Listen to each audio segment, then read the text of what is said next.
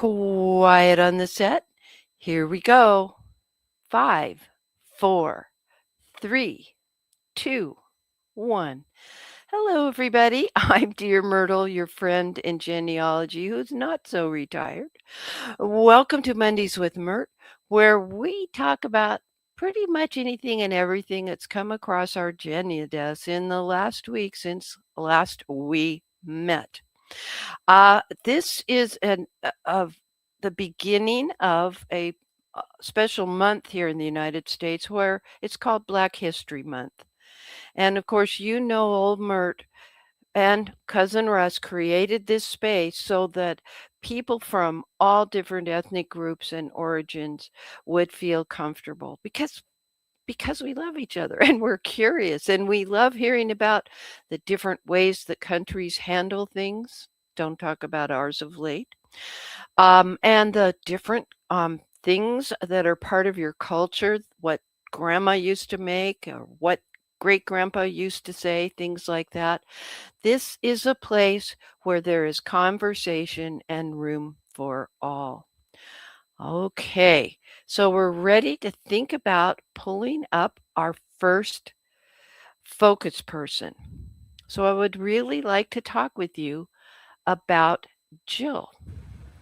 Let me do that. And Jill received an award, and the award was from the Association of Professional Genealogists. And this is very well deserved. I could have said it based on what your students, your colleagues have said about you, but but because I went through one institute course, one long study group with you, I can agree. So Jill has received the Association of Professional Genealogists Laura G. Prescott Award. Prescott. I have to say it the right way. It's an award for exemplary service to professional genealogy, and it recognizes service to the field, exemplary professionalism. Quit chewing that gum now, Jill. No, I know. No, I'm just teasing. Continuing encouragement to other professional genealogists. And this award is it was created when our friend Laura passed away years ago. And so those three criteria, service to the field, exemplary professionalism, and continuing encouragement of other professionals, were the three criteria that the very closest of Laura's friends, well, actually, Laura was part of deciding that because she talked to those friends who wanted, they came to her about this award. They wanted to honor her, and she did know about it. Anyway, so you are a certified genealogist. We know that. In 2017, you began what I was referring to earlier, and it is a CDG, Certification Discussion Group. That was incredible. I have a copy of the rubrics. I know what the criteria are as stated. But the practical application of what does that really mean? What could it not mean, etc., are the very things that you discuss. You don't discuss a particular portfolio application because that is not good. That would be overstepping. But you do have former students who have shared elements of their portfolio, so that they're examples for us who might want to become certified genealogists by the Board for Certification of Genealogists, to give us, okay, this is the way so-and-so did it. And it's kind of like this one that someone else did. And I'm somewhere in between. So we kind of get a better balance as opposed to these are the rules. And you demystified a lot and made it approachable. And well, thank you. We're That's proud certainly of you. my point. Yes, I hope I got that point across. She's also, you'll notice if you follow her on Facebook, she'll say, I'm going to be at the Seattle Genealogical Society Library today if you want to drop in. And I think you're the program director because you twisted my arm one time to come speak to the APG chapter for the Yeah. Puget Sound area where we live. So I did twist your arm, and you were very gracious to allow me to do that. oh, it's always fun to get together with the other genealogists. So congratulations. Thank you. Oh, love to be able to honor you. Yeah. Well, that's very nice. I was stunned when they called, and I relayed to Michelle Cohen, who gave me the news, that I had never met Laura. I had never met her. I said, but she inspired me because I saw every photo of her while she was dealing with her cancer, and every photo was her smiling broadly. And so when I got cancer, I said, I am only having pictures like Laura. I am only going to be shown smiling. So there was just kind of a family rule that that was the way it was going to be. And so in many regards, she inspires us in different ways. And I'm really glad I had an opportunity to learn from her, and then also stunned to receive the award. Well, I think your award is well deserved. I knew her. I was kind of on about the third layer out, which was a great. I mean, she shone brightly, so there was a pretty broad inner circle, etc. And not that she was excluding me. I wasn't back east, and I didn't go to everything. Only went to some things. But the times that I saw her, she was also personable. And ice cream was a thing, and different other little things. And she'd been to our home, and and actually she was engaged to my distant cousin in her later years, and at the time that she became ill. So a wonderful thing. Anyway, thank you. I'm so proud of panelists, and I love to spotlight the kind of things they're doing. Thank you, Jill. Thank you. All right. And we're going to go on to our next topic. So I think we should pull Bill up on the panel, if you would, please. Frank is, oh, great. You can see my office. I have a pile of stuff I have to put away. I said Bill. I know I said Bill, but I meant, well, Bill, I will talk with you. We're doing something regarding RootsTech. What is that? Oh, excuse me. We're doing a lot with RootsTech. The partnership now between Projectkin and GeneaBloggers. I think it's going to be a lot of fun. We past couple of years, Projectkin has done a project, the RootsTech Ride-Along, which allows people who are not going to be on site at RootsTech to participate and really get in touch with people who are there. The Ride-Along program basically is once or twice a day. We'll be on Substack Live. There will be somebody either on site or back home in the bunny slipper brigade. They're really bunny slippers. Wait, hold those up again. We have to have an up close and personal view of that. I love it. I totally love it. Yes. So I'll be holding down the bunny slipper brigade this year, and a number of our members, including Kyla Bang that you mentioned a minute ago, are going to be on site. We're planning out some things that we're going to do during the conference, but we're also doing some things in the lead up. Kyla and I did a program on Substack Live a few days ago, talking about relatives at RootsTech, and a really interesting site that students at BYU have done, Relative Finder. It's relativefinder.org, which is similar to Relatives at RootsTech, except you don't have to be registered for to go to RootsTech to be on there. But it's we've got a special group on there from Projectkin. And Randy, I noticed on there, you and I are related in 63 different ways. Oh my gosh. I knew you guys were tight, but this is good. Yeah, it's really fun to look at that. And Relatives RootsTech is a really fun thing to look at. Unfortunately, it's not up long enough to go in and to chase everybody down. I wish it was a year-round thing as well. I do too. Last year I screenshot as many of them as I could, so I could go back and try to get in figure out who's who. Yeah.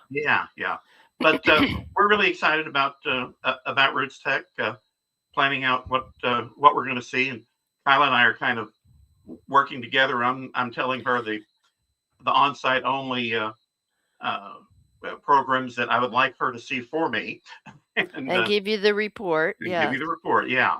So it's good to have a partner that way. It is. So I see you two, and Barbara at Projectkin as being really supporting the people that are at home and attending rootstech.org, which is that first week in March. And then then GeneaBloggers is actually going to have a booth at RootsTech, right? Very close to NGS and by where the societies are. We are a society, and that will be a hangout for any Projectkin live people. Well, we're all live, I guess. The people that are attending live can hang out there. But the purpose of that booth is to talk about preserving memories. So like lately, Mr. Myrt has been doing his gigantic scanning project. And by the way, folks, he found one more box of photos downstairs. Oh, I may never get a living room back. Well, we are scanning, so that's the purpose. But some people may be using PhotoMine like my cousin Roger uses. There's an app on your phone you can scan and modify it and share it. I mean, this is how my grandkids communicate with me, this cell phone. There's so many ways to preserve family stories. Just yet, that's the purpose of that booth, to meet people, to talk with them, find out what tech they're using, Bill, to do it. I see you've got an all-in-one and you've got something else there behind you. A couple of them back behind me there. Yeah, right. And how are people digitizing these family photos and like my dad's military ID and stuff like that, to save it, because there's only one copy, but we would like to share it with the story about my dad when I'm talking about his World War II work. So this is perfect for GeneaBloggers and Projectkin because we're writers. We're already preserving history, stories. Oh, Andrew, I see you out there. Andrew Martin is here. I just have been sending again the link to that. My brother got a kick out of our interview, Andrew. Good to see you. I can hear his accent right now, but I digress. Anyway, we're not beholden to any one company, to any one software, to any one type of cell phone app or anything like that. We're there to say, go ahead and use it. It's been sitting there, Bill, on the back of your, that desk area there. You got to scan them. I know you're doing it, but I'm just picking on you. Actually, I'm going to have something to talk about in terms of scanning in a couple of weeks. Good. My society here in Rochester is working with the New York G&B on a pretty exciting project. Okay, well, that is going to be good. And we will spotlight you, which reminds me, I need to ask you to step into the wings, and we're going to pull up Miles. If you could do that for me. Frank, it's so good to see you, Bill. Okay, Miles is here because I wanted to spotlight him. He's one of our new panelists, and he's been in and out and making comments and contributing. But I want you to know more about Miles. So I printed out his bio. I had to make the text small because you've done a heck of a lot. And so your background is science Right. and education. Yes. But you're also, if you could get ready to share your screen with the family history guide, I would appreciate that first. I'll pull that up right now. You've been a longtime associate and maybe even a founder, I don't know, of the Family History Guide. Tell me what that is, because this is an educational outreach that you've been part of. Right. Yeah, I got involved with this a couple years after it started. I believe it started in 2016. Mhm. And I met the Family History Guide at RootsTech, and they recruited me as their education director. And so what I've been working on is trying to, get activities such as our partnership with NGS and other programs, so others will be more familiar with the Family History Guide. And the Family History Guide is a free website, it's educational website. We don't provide any records or anything like that, but we help people learn how to do research. And I can pull up a couple things here just to show you how this works. For example, under the Learning Pass, we have. Okay, I'm going to zoom in slightly if I can. That's as close as we can get. He's got a brand new computer. Thank you for zooming in. That was good. And it has one humongously wide monitor, and we're learning how to deal with that as opposed to something with two monitors. So you're doing great. Go ahead. I love my 49-inch monitor. Oh, gosh. I'm so jealous. Don't even tell Mr. Myrt. I hope he's not listening. Yes, he better be. But if you're interested in learning how to use Family Search, Ancestry, MyHeritage, or Find My Past, you can go directly into those. And you can see every web page we have has headings for different categories or topics. Or you can go directly in and look at the different topics that you're interested in, how to log in, how to do memories, how to, items and so on. So these are all of the different pages that we have, for example, for Family Search. And you can go in directly and say, I just want to learn how to discover new records. And then so now you're in the discover or research area, and you can see all of the different classes. This is awesome. This is, what we do on Mondays with Myrt is we may go look at, full text search, or we might look at the old research outlines that are now part of the wiki at Family Search. But this is a different process here where you're guiding people toward using different, what's the goal? Are we going to look at the research tools that are there at Family Search? And it's all like consolidated with hyperlinks. This is excellent. Yeah. And thank you, Randy, for sharing the link to the Family History Guide. You'll see it there on your screen, folks. Copy it now and or open it on another tab, see what you can find. Great. Okay, go ahead. For example, like under Discover Goal 1, Get Organized, the first choice here is Organize Your Materials. And if I click on that, it now gives you a step-by-step process. It links to educational materials like Family Search or Ancestry or wherever it might be, BYU. So we link out to videos, instruction, we link out to handouts. You can click on videos directly here. This one's an Ancestry. Well, you're getting some pretty darn good feedback. Becky's saying this, she's been trying to figure out Family Search and MyHeritage's trees. And Maria, the world's best neighbor, although we both moved from the neighborhood, she said, we found an activity for introducing family history to preteen girls at her church on the Family History Guide. They love the thing called plain family knot, K-N-O-T. Mm-hmm. So whoever developed that, let them know. People out there love that. So way cool. Yeah, Scott and Angel Anderson do a lot of the activities programs here. So you can see there's family, individual, youth. There's LDS. This is for young men, Centric, yeah. And so on. We also have youth, media, different faiths. So, if you're doing Catholic research, there's a whole section on Catholic or Protestant or Jewish research. Where I spend most of my time is in the countries. Okay.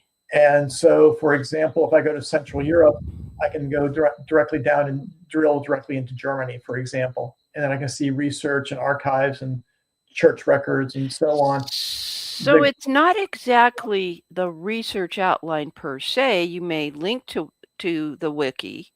Right. But Family Search doesn't have it all. But so this isn't the wiki like at Ancestry or at Family Search. This is more global, shall we say? It's more global. Is that a way to describe it?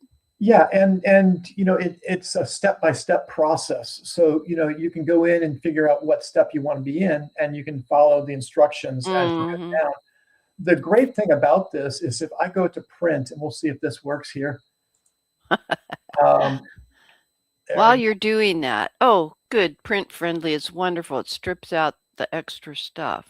You can do this. Right. And so if you want to use these to print your own handouts, if you're going to present something from the Family History Guide, you can then have the handouts here and you can delete pieces of it. Notice the garbage can here. So if I want to delete these images, I can delete them and then the images will disappear from the text. Man, this isn't even his topic, guys. I got him here for NotebookLM and we're getting an extra bonus point here from him. You're getting good feedback from Frank on the panel. He's in the wings. Thanks, Miles, for including the language switcher. May help some to read the lessons in their native language. Yes. So wow. We do select language. You can pick what language you want the web page to be in. Very good work. Somebody else, let's see. Oh, Barbara is saying, this is a terrific way to find your way around a huge range of tools. Thank you, Miles. Miles, do give feedback and let your people know we have had a very personalized tour of the Family History Guide, and it is at Family History or fhguide.com. Yeah, right. I had to get that right. Correct abbreviation. Thank you. Yeah. Can we talk about what we plan to talk about? It's just right a there. thought. So one of the reasons why I specifically asked Miles to come and talk with you about this blog post that he wrote is that he's the second one to talk about NotebookLM as an AI tool for genealogists. And you know that Randy is experimenting heavily with it. But it helps to have more than one person talk to you about something. Randy's using it this way and Miles may use it that way. And I want you to have that opportunity to learn from Miles.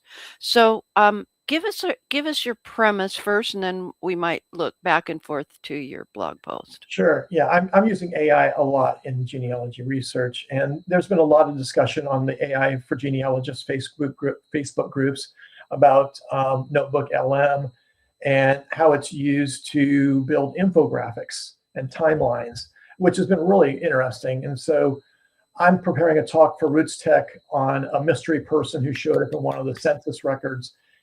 And what I was doing here was just putting it into NotebookLM. I wrote the biography of this individual and the research process and posted it on my other blog.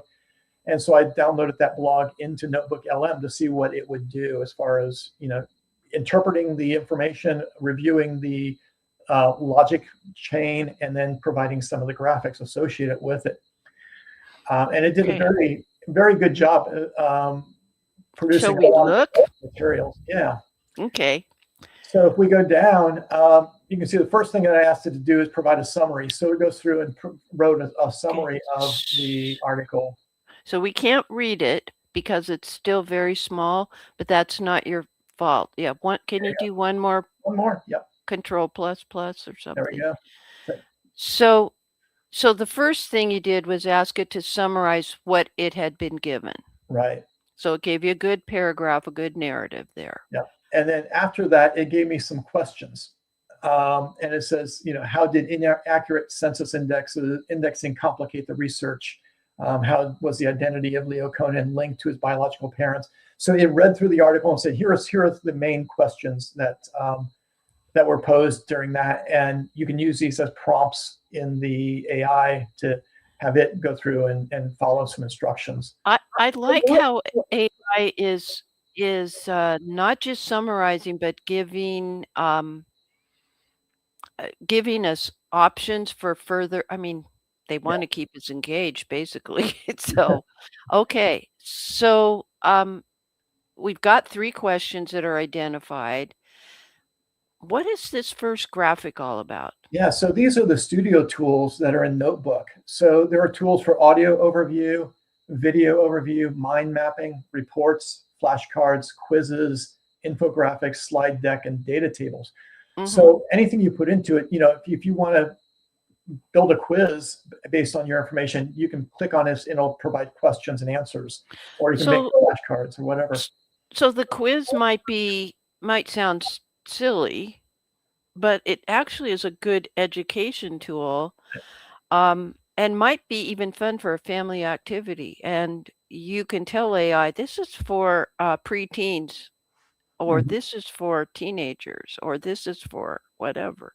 And it will customize a quiz about that ancestor and make a really fun family history night in your home. Yeah. Or on Zoom. Yeah. So the first thing that I had to do is do the mind map. Of course. Now, Ellen loves mind mapping. And so she's interested in this. I love it too, because that's how I take notes. I don't do notes, line by line when I'm attending a meeting or something.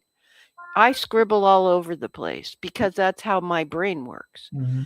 So tell me how this, what about, you just click that button based on what you'd already told it? Right. Yeah, I just clicked the button based on the the story that I put in there.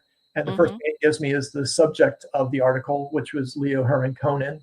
It provides his birth and death dates. And then it says, based on this article, these are the directions your article took. Direct family, using our lineage connections, research methodology, and identify mysteries. And then, for example, if I click on direct family, I get parents and twin sister. And so these are the things that helped solve the mystery, was the information about his twin sister. Sometimes we get so buried in the handwriting on old documents and stuff that seeing a mind map relating to colors with just a couple of words can trigger a different part of our brain to resolve a research conundrum. Interesting. Yeah. Okay. Yeah, and so you see how research methodology talks about the fan process, key records, and search strategies. All of these can be expanded out to further enhance that information. Absolutely. Randy is saying, and he's in the wings there. Thank you, Randy. He uses Google Notebook for every IA related, or AI, sorry. I'm being dyslexic this morning. Blog post. For the blog post he does, and uses the infographic for the blog image. Yeah, because you got to have an image in every blog, whatever you do, folks. I also capture the video overview, and he uses that, posted on his YouTube channel. Very good. KD is saying, let me pull this up. A lot of things happening here. Just a minute. I mean, people are interacting here. Yeah, KMD is been playing around with it too, and looking at large files such as the I don't know what OMPF stands for. I do know I did take the course, but can't remember. You might tell us later in some more feedback. For the military people, but it's a very valuable file to figure out where the person was. I was able to have it pull all the places where the person was stationed. Very helpful. Let's see. Jill is saying she hasn't used it at all. What is its strength over other AI platforms? Yeah, so I'll get into a few of those as we go through this blog article. I mean, I use the other AIs all the time for, reviewing documents and suggesting edits and building research plans and things of that sort. I like the way that NotebookLM does graphics and interactivity. Okay, so just by pressing a button after you presented the data set, and when you're presenting the data set, you said you wrote a biography. Did you also include images of those documents? Yes. Yeah. Okay. And okay. And Gwenny says, "Oh, well, we're going to follow along. Let's just follow along, and I'll be good. I'll quit bringing in comments." But they love you apparently. Okay. Yeah. So you saw in the mind mapping, you saw the little bubbles. So for example, this key records bubble, if I click on that one, it then gives me a more detailed description of what that key records bubble is. So this whole section here is how it explains how the key records were instrumental in solving this mystery. Okay, so this is very interesting. So this isn't an infographic. This is actually having it help you think through your research. Right. Excellent. Yeah. The infographic comes up next. And so oh, look at this. Can you click on it so we can see that full size, that image? Let's see. Usually, yeah, that's beautiful. Wow. Yeah. So you can see that it produces these great graphics here. This is indexing error trap. So the last name of Westerheide, which is correctly spelled on the right, was misspelled multiple different ways in the census records, making it impossible to search just by a last name search. So I had to go through and find those. Then it describes what the FAN research process is: friends, neighbors, and associates, or friends, associates, and neighbors. And then we had the mystery of the two Elizabeths. So Frank Westerheide had two wives, both were named Elizabeth. And so it has a little graphic showing the how that was determined. And then it talks about lost links and connecting neighbors. So the Westerheide family, the Conan family, and the Kolker family all had to be found within these census records in order to solve the mystery. And then it gives some family connections, and then it gives this tree out here. The tree is not correct, but it's a good graphic. It tried. But you know what? Again, some people relate to things like this to make it. I think somebody made a very good thing. It was like a mentor-like analysis and presenting the data to you in a variety of formats. In the narrative, in a bulleted list, here in an infographic that would encourage you. Yeah. Wow. Then the next thing it does on the audio overview, it creates a podcast. So it's about in this case, it was a 15-minute podcast with two narrators bantering back and forth about the story. So I provided a link to that audio. If people want to visit my blog and click on that link, they can listen to the podcast. It's very engaging. Listening to it, you want to just follow through because they're going back and forth and. It sounds like NPR. They sound like professional, that have that radio resonating voice, and they're using that data. Now, we have seen this with the work that Randy does. And some people respond better to audio input. That makes sense. After my car accident, when my brain was scrambled for a while, I couldn't read Time magazine or U.S. News and World Report like I always did. but if my daughters read the article, I could process the information. So, but that you don't have to have a car accident to scramble your brain. You just know what works best for you. Audiobooks are very popular. Yeah. Okay. And then the next tab was the video overview. And so here it does the same thing, a 7-minute video. It has the narrators back and forth doing it, doing the audio portion of it. And it creates its own little slides that it talks out of. So it's very engaging. Again, it's 7 minutes, so it's a little bit shorter than the podcast. And then the other tab was slide deck.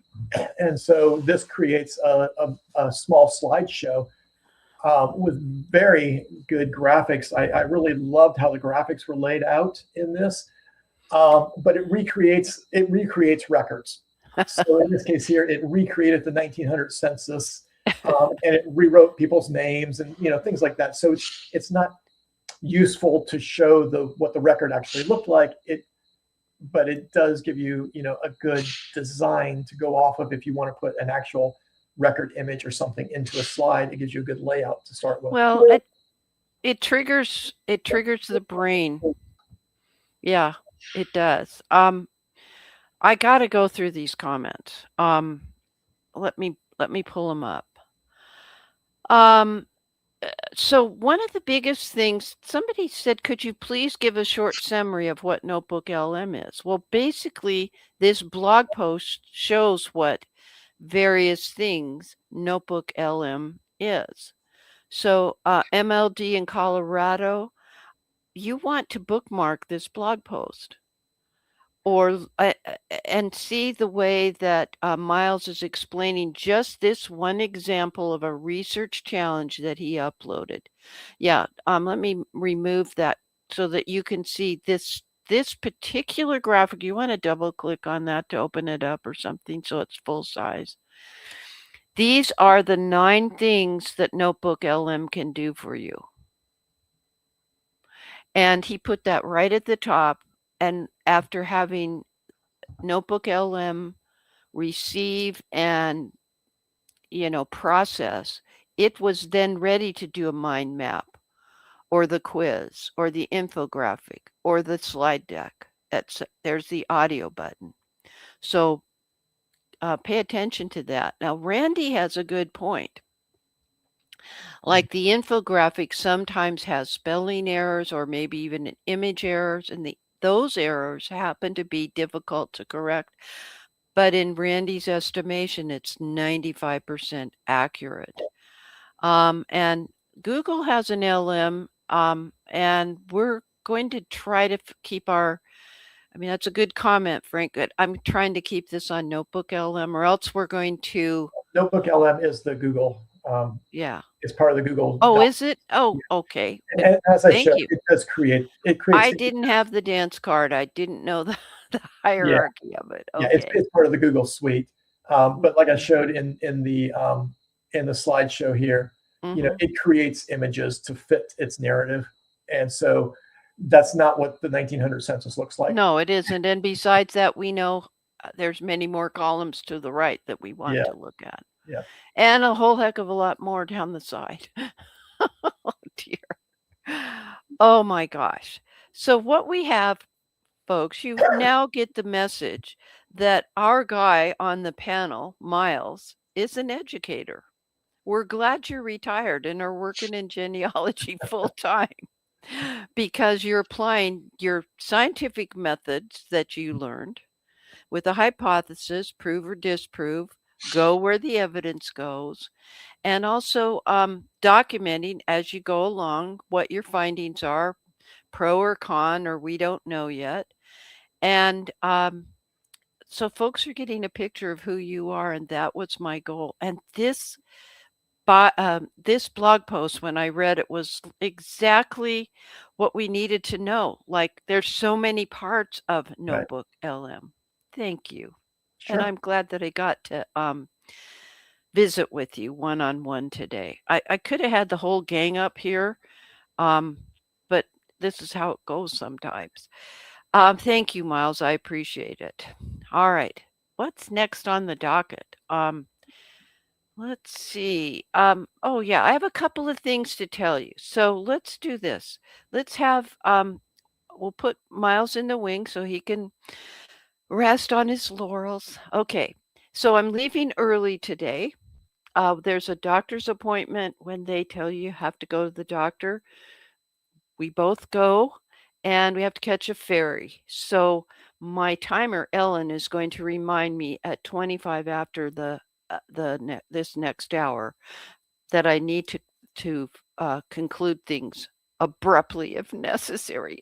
We could go on for hours visiting with everybody. But I do have a couple of announcements to tell you about. And one of them, and these are both over on Substack. So let me share my screen and I'll pull it up and show you some things that have come across my desk. Then we're going to talk with a few other of the panelists. All righty. Where are we? Okay, I have to share my screen, old Myrt. Do it. There we go. You have a unique opportunity, those of you who are working on your writing skills. And remember that Miles said he wrote a bio and included documents before he interacted with NotebookLM. Well, we've got Steve Little coming to visit the GeneaBloggers community. Now, GeneaBloggers has been around for 18 years. I couldn't believe it when I did the math. And he's coming to visit the GeneaBloggers, but this is an open meeting. And here's how it will benefit you. And we're meeting at 6 p.m. on the 15th. We normally meet at 3 p.m. once a month on a certain Sunday each month. It has to do with, it's not just spell check. It's not just spell check anymore. We just learned from Miles, and we've heard before from Randy, how all kinds of interesting things can be created. You're the mastermind, though.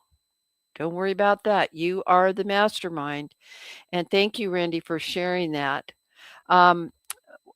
So he's going to talk about how there's 5 specific things that are beyond spell check. Let me close this so you can see this. He's got 5 free prompts that he's going to give you, and you get to keep them. 5 things that writers can do today. I love that he added today right here. 5 things, and that can help. We can have AI help us improve our genealogical writing. I think that includes anybody who's listening, anybody who's tuned in, anybody who's watching us live or later. Now, let me tell you what's going to be unique about this meeting. GeneaBloggers uses Zoom, not StreamYard, which I like. Zoom has an option that we can turn on as soon as we start the meeting and spill over. I mean, our capacity of the room is 300. And I know more than 300 people are going to show up to this meeting. It will spill over automatically into YouTube, the YouTube channel. It actually creates a space over there on YouTube. And we're going to make it a public video that you can watch live, like you're watching this live, and that will also be recorded, and you may watch it later. Now, this is really generous of Steve to do this. And this is the first time that I will have tried this. I wish I had Cousin Russ because he's always so confident on these things. So I'm going to be channeling Cousin Russ, my real Cousin Russ.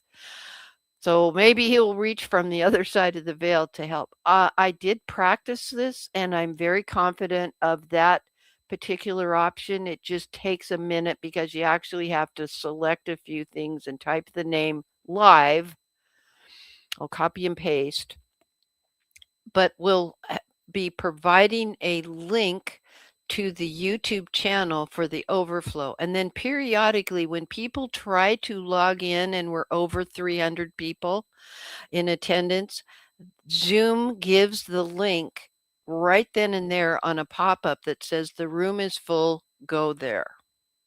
And that's kind of new technology, and I love it. The other thing, let's see, what else do we want to talk about that was an announcement? Oh, we did the ride along, so we're getting there. Yeah, the GeneaBloggers community. I want to just mention a little bit more of the details here. Right now, if you are a blogger that's either going to be there in person or at home, like Bill, you can join the RootsTech Ride-Along if you want to have your posts added to the list. And Barbara at Projectkin, and she's here in the audience today, so she's in the building with us now, will curate that listing. But you need to go to this website. We made this jointly, this announcement, and they both went out at midnight or 12:01 the other day. Let me give you this. She's curating it, and the only caveat, well, the first caveat is you got to give her your blog post, okay? And the only other caveat is that she doesn't want any promotional things. So keep that in mind, although we're promoting a lot of good things. If you want to be a live stream guest, Barbara, that means if you're there in person and you want to be at the booth with one of us, whether it's a Projectkin member or a GeneaBloggers member, and Barbara will coordinate that, and there will be one of us from GeneaBloggers or Projectkin at that booth, ready to interview you and find out what it is you're learning live at RootsTech. And we might have a mariachi band going by in the background, and a couple little exciting things because it's in the expo hall, but it will be interesting. Now, the things those are both hyperlinked. Those are ready to go. We're still working and are meeting again later this week, I think on Wednesday, on these 3 things, where you may tape a pre-show interview spotlighting your podcast, your vlog, your YouTube channel, or your actual blog itself, to get the word out and to expand your reach. That's an advantage of this kind of a collaboration. When we came to Substack, we found a plethora of Projectkin people over there who are very engaging writers. And only a few of them did I already know. And I know a heck of a lot of people, having been around with the GeneaBloggers since Randy and others of us got going with it. So it was like 2 groups that have the same goal of preserving our family history and maybe explaining a research breakthrough, maybe try this record set because it worked for me kind of thing. And let's get ready to pull Jill and then leave up next. And then also creating your own swag. Now, here's the thing. Those of you who are GeneaBloggers know about the blogger beads. They don't make them anymore. If I could buy them at any price, I would, because Cousin Russ and I took over that giving away of blogger beads. I think Randy's getting up, going to go find his. I saw him in the wings. He's heading over to a different spot in his Genia cave. And so it was Barbara's idea that maybe we could have people print their own swag or buy swag, like a t-shirt or something. That's a second item here on the list. And I'm thinking that you could have your own set of beads, and I could just design a little hang tag that would go on both sides of this, but would be up high. So people could see that you're a GeneaBlogger or Projectkin ride-along person. And then we'll recognize each other. That was the purpose of blogger beads. Randy, are you getting your blogger beads? Let me see. Yeah, I'm going to pull Randy up here. Okay. Thanks for doing that. That's excellent work. Yeah. So every year was like a different color combination, and they don't make those anymore. I have like 20 maybe left that I just found because when Mr. Myrt brought up boxes, it wasn't pictures, it had blogger beads in it. We hadn't unpacked it. And people will always ask us, where did you get those beads? And I've seen a couple of people with them. Well, this time, yes, if you've got the blogger beads, you can still put this tag on. But if you don't have blogger beads, you can put the tag on your own beads. And it'll just be a paper that you fold over and you print it and put it on your own beads. I think and these are, the blogger beads are way better than Mardi Gras beads. I declined to buy those. One year I did, but you can't wear them for 3 days straight without them making your collar green and they fleck away. Mardi Gras beads are a one-shot wonder kind of a thing. Hillary still has hers, so yeah. But thank you, Randy, for demonstrating. You make a very good fun of white, modeling them for us. Thank you. All right, so that's what that's about. The make your own swag and ordering your own swag. All righty, let's switch gears. And oh yeah, Frank has blogger beads because I sent them to him. Okay. All right. So, yeah, now those are interesting beads. Those were some that were Mardi Gras beads. And if you wear them too much, they start flecking away. And so I'm glad you have something. But now we're all going to have the little tags. And I'm going to print some so that on Mondays with Myrt, that Monday when we're in Salt Lake before the conference, if you are one of our bloggers or a Projectkin person, because Projectkin and GeneaBloggers are collaborating on this. We love that term. You'll be able to get your own if you forgot to print it out at home. Okay. Let's see. Oh yeah, she's got hers hanging by her desk. Family history hand. Ellen is going to be in the building at RootsTech, and she'll be sure to drop by the booth. And Barbara is an at-home person. Because she's coordinating everybody's blog posts and putting them into one space, and coordinating interviews and things. And we'll be telling you more about that. You're going to start getting almost everyday announcements, at least 3 times a week, if not sooner, as we approach RootsTech. Okay, let's see. I think we've got it all. One more thing here. Yes, book club is postponed today due to that doctor appointment. You got to do what we got to do. Actually, everybody's okay, but when the doctor says come, we do that, so it's okay. All right, so I think our question of the day is, what have you done lately to preserving your family history? And both of you ladies have you've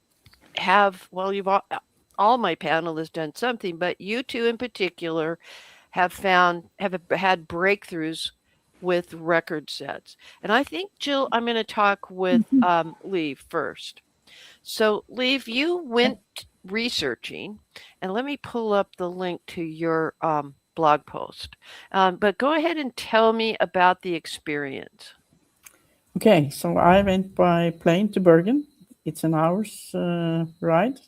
And I had gotten some records for the son of my great-great-great-grandfather. Okay, now I am not finding the link. I know I had it here. I think I put it up too far up. Okay. Yeah. Oh, yeah. Don't move anything area. up. Yeah, let me move it after this. Then I won't lose it. Okay. So it's okay. We use a common Google Sheet. And am I sharing my screen? Let's pull it in. All right. So this is your blog post. Yeah. So the book And that yes, I Margaret agree. and I wrote, we had two main characters, and this guy Ingvald, he emigrated from Norway to New Zealand. Oh, okay. That's an And interesting. Are there a lot? Is that a normal migration pattern? Is there a no, not contingent? well. Oh, so it was unusual. Yes, it is. Okay. And he went by himself. There were some who went together in groups on the ship. Okay. And so tell me where you went. I know you had, I mean, Norway's convenient, very long and skinny. Yeah. So you pretty much have to fly unless it's right next door. So you went to Bergen, and so AWOL is part of this story, being absent without leave. Yeah. And this was the state archive in Bergen, Yes. and he had a court martial. Tell me more. So the small notice on the right there is something from the newspaper. It's a way of finding him or having people tell if they know something about it. He left Norway in 1890, and he asked for permission to not serve as an officer. That was his not his main occupation, but his occupation part of the year. So I think he asked not to attend his duties 3 years in a row. But so let me ask. So is military service a compulsory thing for every man as they reach a certain age, or was there tell me about the military requirement over there. I know like in Israel, they have to serve in the military when they reach a certain age, and it's men and women. 30 years ago, it was mandatory in Norway for the men. But this is in the 1890s, so I really don't know. Yeah, there wasn't a war. No. Yeah. The next time there was a war, it was, or could be a war, was 1905, fighting the Swedes. Yes. So he got his education as an officer, and he served in an area north of Bergen. And his father died, and his father's probate went bankrupt. And my presumption was that he just fled the country because there was no money, and he owned a lot of properties together with his father, but they had a lot of loans on them. So I think he owed a lot of money. Sounds like Mr. Myrt's ancestors. Yeah. You owe the money, you skip down. Yeah. So those of you like Andrew who may not know, Liv lives in Norway. She's our gal in Norway. And Mr. Myrt has principally Norwegian, I think it's 51% Norwegian in its DNA, and then Swedish. And then there's something, I think Neanderthals in there somewhere. But when we went to Trondheim, Liv arranged for us to go on a tour to our family churches and to meet some of the descendants of the people that Mr. Myrt owed money to. She's very good at finding people's files where they're skipping town, like Mr. Myrt's ancestor and now your ancestor. So you gotta giggle. It's just genealogists are open-minded. We just go where the facts lead us. Back to you, Liv. But it wasn't as bad as I thought, because he had asked to have leave for 3 years, but then the fourth time he didn't ask for a leave, and I think communication stopped between the military and him. And it's not strange. New Zealand is as far away from Norway as you can get. Definitely. So, and he married in 1894. Oh, that would, yeah, But can I digress a little bit? Because of course. the place he married is called Hopi. It's in Marlborough in New Zealand. And the father of the bride, he had a lot of daughters. And to marry them off, they had something called Hopi Games. And this was by the Okay. sea, so it all involved being in a boat and different kinds of games. And to this day, there's something called the Hopi Games Okay. from 1894. You know, the traditions we hear about, this is what I love, to have Yeah. an international flavor to all this, figure So- out what they do. So my New Zealand and Australian cousins, if I come there, they'll take me to the Hopi Games. Oh, how fun. That's incredible. All right, so he marries this gal, and that's probably why he just didn't, he's like, I'm not going back. It would cost him too much. He Mhm. couldn't afford it. Hmm. I see that. So he disappeared, and then there was a trial at the regional level first, and then at the national level. But the strange thing is, it says it's a Supreme Court case and a martial law, martial court case. Okay, I never heard that it was both. But one of the paragraphs that he had violated was something in the Constitution. Oh dear. So it was very grave, yeah. Yeah. So you got 80 pages in Yeah. that file? Yeah. At this state archives. Wow. So I read through some of it, and I tried to use ChatGPT to transcribe it, but ChatGPT is not very good for Norwegian material. Is Transcribus helpful? Have you tried that? I don't know if it has a language model for Norwegian. It has, but I saw something. Someone else used a Norwegian text, and it was no good. So I don't know. I have to try it myself. Do try it yourself, because every 3 months things change. Like they improve 150% on any one of our AI programs that we're using. So I do recommend that. But anyway, tell us more about this. So of the 80 documents, is it because the handwriting is difficult, or is it archaic language, archaic Norwegian compared to? The AI model, they just guess. They don't get transcribe word or letter for letter. No. But the verdict that came out of this was he couldn't continue as an officer, and he had to pay a fine. Something he probably did not do, because Right. I love the picture that you've added of him. Yeah. Was this in his file, or did you have this? It's in a book.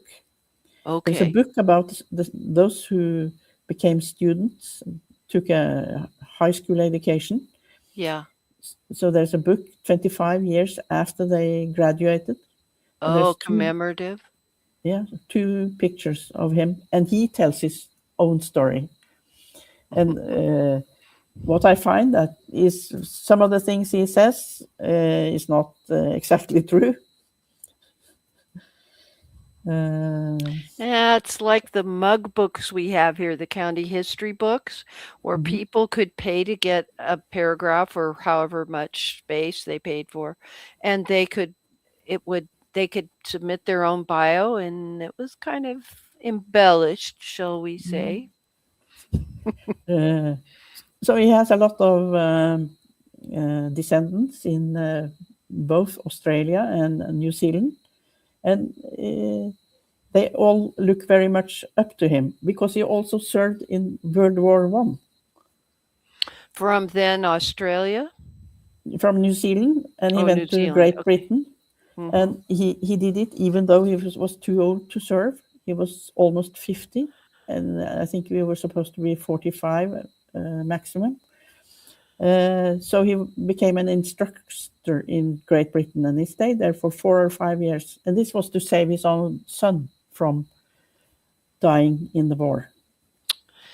So he was a good guy. He wasn't a ne'er-do-well like Mr. Myrt's ancestor. No. No, he was a man of scruple. This is why we need to get the whole picture, anything possible about an ancestor over his lifetime. I mean, Yeah. we all do theoretically change for hopefully the better as we get older and wiser and all that. But he ended up being a really good guy. Yeah, so his brother-in-law, he was an officer too, and he talked very fondly of him. And in 1921, he sent 2 of his girls to New Zealand together with Ingvald because he came to visit. So they stayed there for a long time, and there is a diary made in 1921 of this trip. It's if you go and ask here, there, and everywhere, it's enormous what one can find. Well, I am so glad that you told us about this. This came in late. This was late news. That's why I couldn't find the link. You put it just fine. Don't worry. As long as it's on that Google sheet, I can find it. I get all flustered, but I'm glad that I got to meet your ancestor, and let me say his name. Hold your eyes, guys. I've got to look at it. His name was Ingvard Johan Hansen Bratley. Yeah. Somewhat like that. A variation of Ingvald is Angel. Oh, really? Okay, cool. Yeah. So you can call him Angel. So he was a son of your third great grandfather. Excellent. Yes. Excellent. Well, what an unusual thing. We don't often think about our ancestors at the federal level or the country level, the national level, the Constitution level, as you were referring to. But we tend to look at records where they lived, which would be the town or the county. And yet, as recently as Mr. Myrt's grandmother, in order for her to receive a pension as a widow, she needed to have an act of Congress. That's how you got it. Your congressman in Washington, D.C. would present the bill based on evidence of the military service. Not all of them went that way, but in this case, it was for her. And you wouldn't think of looking at national level records, but we need to think broadly. But we need to keep expanding our search time-wise and as far as the jurisdictions of government are concerned. So thank you. Thank you. Anything else before I switch over to Jill? Okay, thank you, Leaf. I appreciate it. So Jill, I'm going to pull her up and change things around a little bit. And Jill, we were talking about full text search with you and some challenges and things along that line. But you have an interest. Let me pull up Archive Digital. I've got it. By George, I think I've got it. So tell them what Archive Digital is. We haven't actually been here in a long time. Yeah. So Archive Digital is a site in Sweden that is put together by, I don't know that I know it. I think it's the archives actually putting it together. But they have been extremely vigorous in getting a wide variety of indexes put together. And probably in the last 3 to 4 months, they've posted, doesn't mean they weren't working on this, they've posted their, what we call, because of Family Search, full text search. They call it machine transcribed text. So it's MTT. Okay. And so they're doing, they're adding to their plethora of indexes that they have from Sweden. Liv was talking about Norway. We're talking about their next door neighbor, Sweden. Yes. Yeah. And they have a lot of overlap, particularly on the top part of the country. Oh, yes, they do. Yes. Yeah. The border is in history was, very, yes, very much so. So, I mean, the good news about that kind of cooperation, so many, just a few centuries ago, is that they use the same kind of penmanship. Their records are often organized exactly the same way in terms of the records themselves. How you access those records can differ, and that's where Archive Digital comes in. And so you, it is, like you mentioned, a subscription site, but the this machine transcribed text is pretty new and pretty interesting, because they're putting out not the censuses and the content that is easier to read, not, or less hard, maybe that's the scale, less hard to read. They're doing the court documents and manuscripts, which are really hard for non-Swedish speakers like me to be able to read. So it opens up and is opening up a lot more records to folks like me and other Swedish researchers in the group to access different ones. Now, the issue is they're doing it, well, it's a good news. They're doing it carefully and slowly.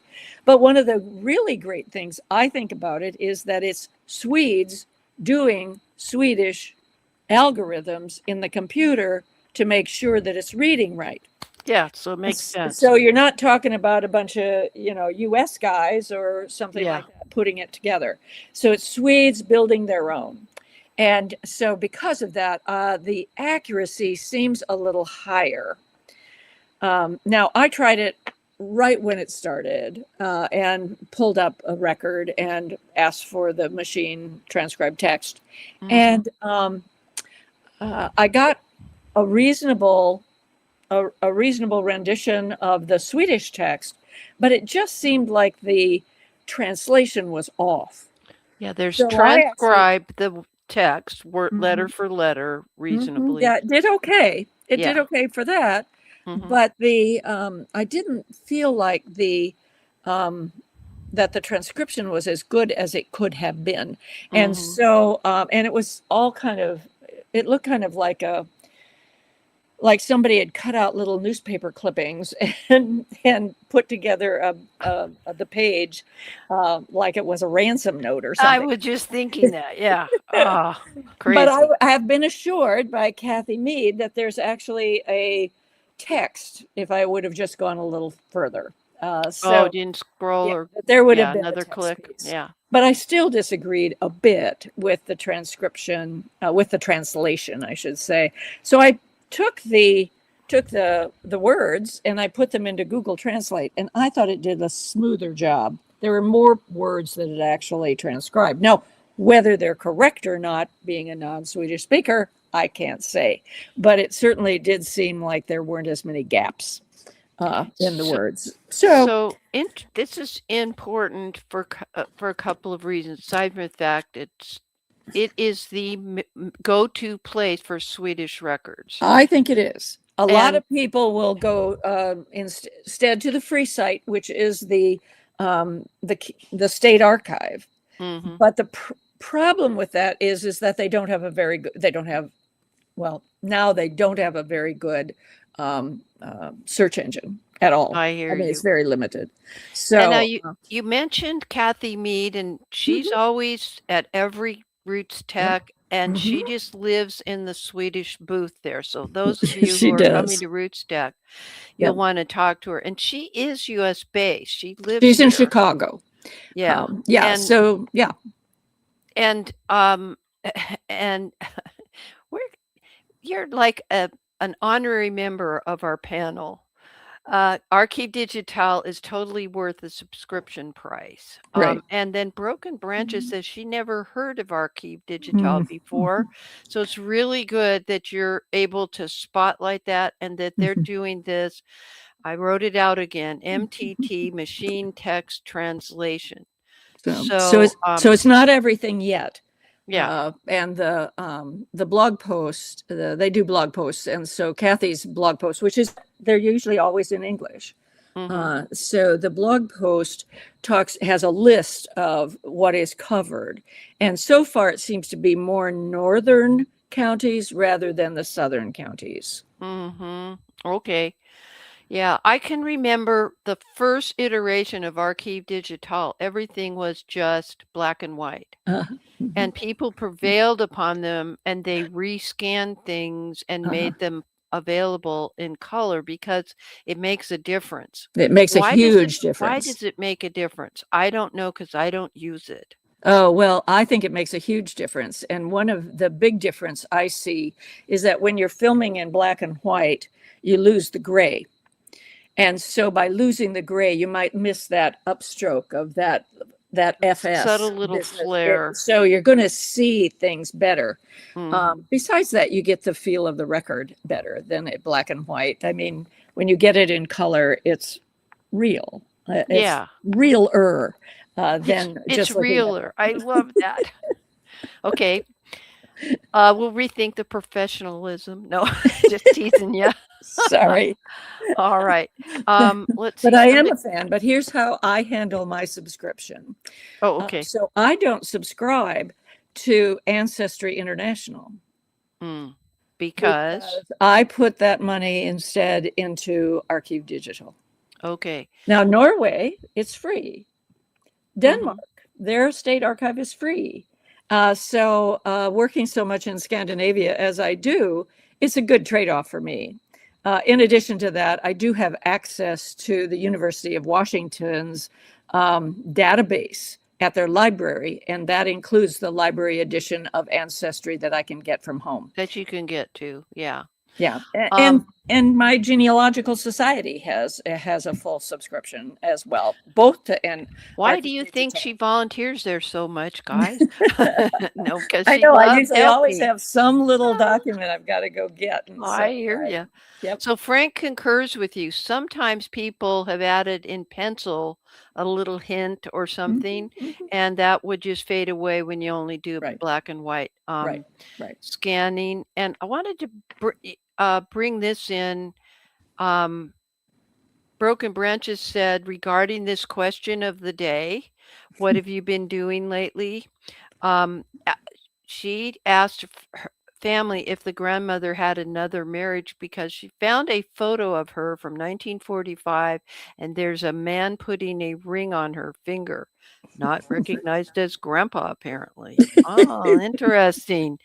Let's see. Let's pull all the panelists up now. I really appreciate this feedback, but I can see my time is running short. And I know that there's so many things that we really should meet every week, but I honestly am not up to it physically. And it's okay. Maybe what we should always do is just a lightning round where we just throw all the other things we plan to talk about just put it in the chat after this. We'll strategize that as panelists. So anybody else dying to tell us, somebody I haven't talked with today, about what you did this last 2 weeks to share something about your family history? Now, Randy did a really cute flexible flyer post. Can I share that one, please? But before we do, Randy, who else wants to just tell us about their thing? And we will get there. Jump in there. Myrt first. Okay, go for it. All right, tell me. I'll just mention, if you can see in my background, there's some photos. We finally put them up on the wall. The oval photo is a fourth grandmother for my wife, fourth great grandmother. Wow. And this is one of those things when and many people do this. You'll go to the garage sale or you go to a flea market or a secondhand store, and you'll find something. Say, hey, I'm going to try to find who this belongs to. Well, somebody in Seattle, Washington, found this painting of my wife's fourth great grandmother on the wall in the display there, and contacted us because we have her in our family tree, and said, hey, we think this might be a relative of yours. And so we contacted. We're in Florida, and she lived in Georgia, and so she found it. Contacted the store in Seattle and bought the photo or the painting. They sent it to us, and on the back it had the family tree written, all diagrammed out on the back of the painting. Oh my gosh! All right, we're not even talking to you anymore, Miles. You are just we're jealous. That's for sure. All right, let me share my screen with Randy's post about the flexible flyer, because I think a lot of us had flexible flyers. My brother had a red one. Is this what your flexible flyer looked like? No, Yours the was- next picture down is what I There have. it is. Yep, there it is. Yep. And you steered it. You put brakes on. You could rotate the handlebars Oh, I see. So it would press up, here. and so the tab goes down on the wheel to Yeah, stop it. yeah. I ran my paper route with this for 6 Oh. years. Oh, They wouldn't let us use bikes. I don't know you're why. kidding. But so I ran the paper route using this with a box on top. I flipped off it once and Oh, had a concussion. oh, Almost got hit by a bus. oh. We used to race some down hills, dead end hills in the neighborhood. And my brother flipped off, hit the curb once down at the bottom, and flew through the air onto the bank below. Yeah. So this is a video created. Video on the YouTube channel. Also, I'll put the link to the blog post in the chat. Thank you. But Thank you. this was a mode of transportation for kids of that kid era. in 1955 to 1960 something. And almost everybody had one. I know. I thought it was red. I forgot about the wooden part, but that's because I never rode on it. I only saw it from the side when my brother was on it, and that was that red bar going around it. So that's why I thought it was red. But anyway, good. I just think that's darling that you have a blog post about it, and the video's really cool. So be sure and click on that link. And speaking of what happened with Miles, having an online tree is a good way to have to meet a cousin. It's cousin bait. Having a blog or a video blog or a podcast is great. But if you don't want to do that, you can create an alert note at Family Search. And Nancy Casey is the secretary at GeneaBloggers. And she discovered this, and while you're doing that link, I'll send this link out, Randy, save you a little time. There we go. You add it to your profile as a person on, that won't work, as the owner of, how can you do that so people would see it though? I don't understand. Hi, Myrt. I have to interject. It's time. Yeah. Oh, thank you. And my alarm just went off too. I gotta go, guys. All right. So if anybody wants to try this, let me know, because I thought you couldn't see living people except yourself, the ones you added. I don't know. So that was my question. It's an alert note. So find out about that and report back in 2 weeks. I don't know. All I know is we have some very nice panelists, some interesting discussions today. I hardly recognize any of my attendees. There's so many of you here today on the YouTube side. Thank you, Sherry, for keeping them in line. I appreciate you. And Claire, it was good to hear your voice. And let me just say, there's nothing left to say, but I'm Dear Myrtle, your not so retired friend in genealogy, Happy family tree climbing, everybody. That's a wrap.